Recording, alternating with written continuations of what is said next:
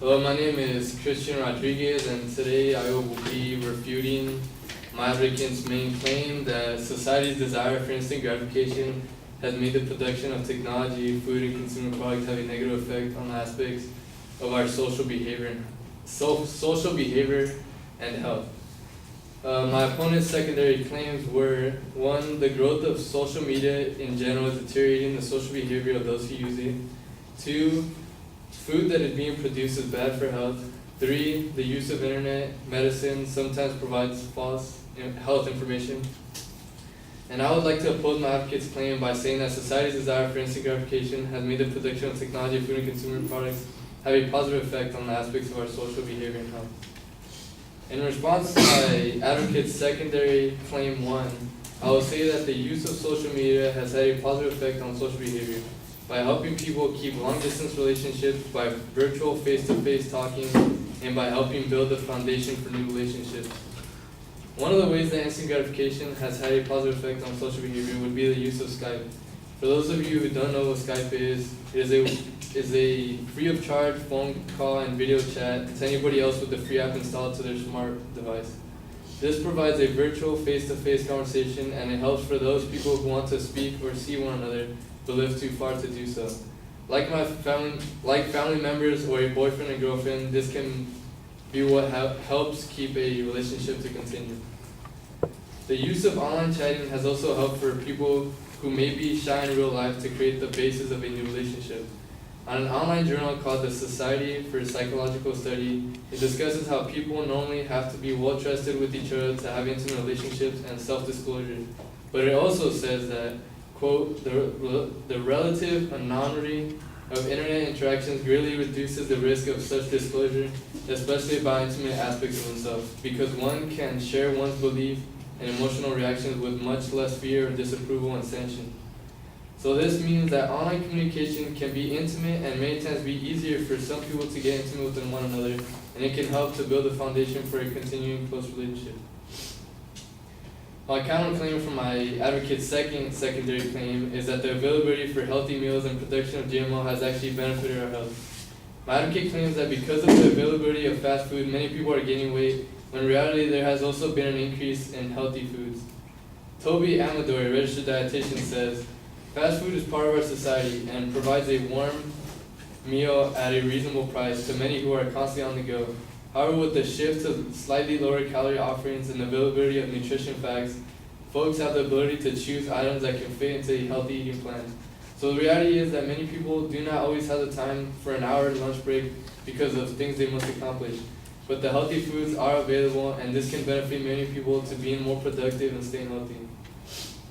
My advocate argues that GMO is causing harm to people and it has a big effect on society. In reality, the creation of GMO has had many positive effects on our health. On an online website article called PG Economics, it states that crop biotechnology has contributed to significantly reducing the release of greenhouse emissions from agricultural practices. This results from less fuel use and additional soil carbon storage from reduced tillage with GM crops. In 2012, this was equivalent to removing 27 billion kilograms of carbon dioxide from the atmosphere, or equal to 11.9 million cars from the road for 1 year. This means that with the same biotechnology used to make GMO products, we have been able to make our planet have a cleaner atmosphere, thus helping prevent health issues in the future and helping our planet from the greenhouse effect. My response to my advocate's secondary claim number 3, I would say that the use of online health research has helped many people with basic health issues. For example, home remedies and simple procedures. And on a website called everydayroots.com, I found a remedy for sore throats. It had said to gargle your mouth with warm salt water because it would, quote, decrease the swelling, as salt's primary function is to draw out water, which in turn shrinks the swollen cell and eases the pain. The remedy was able to instantly help decrease my sore throat, so it is easy to say through my personal experience and many others that online health search can have a positive effect on people. And the instant gratification for a search of a cure to a mild health issue is great because it can assist a person in feeling better quickly. So I hope I have proven to all of you that society's desire for instant gratification has also had a positive effect on our health and social behavior.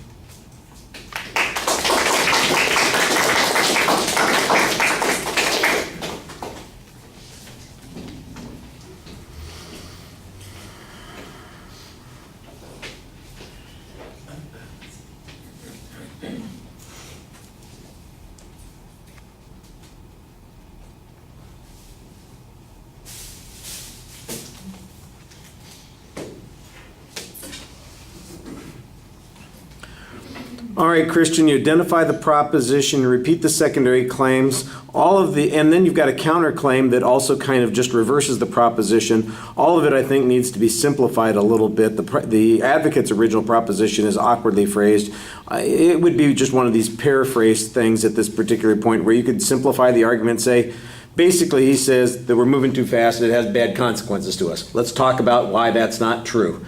And instead of kind of reinventing the wheel with this whole extended, let me change one word in the proposition to a counter proposition and say something equally inelegant. So simplify the point. Remember, it's an audience that's listening. It's not an audience that's reading.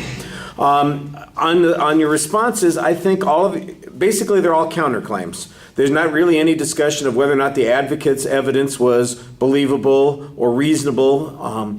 There's not any discussion of whether or not the inferences that are drawn from that evidence are acceptable or the way in which they've reasoned on any of those particular points. Instead, you just basically have a counter argument on every one of these points. And I thought you had some pretty good evidence on the counter arguments, but I'm not exactly sure that they automatically mean that there is a contradictory position. For example, that you found a home remedy online is nice for you, but that somebody else made themselves crazy finding stuff online that made them sicker or was more problematic or misled them is not denied by the fact that you found that.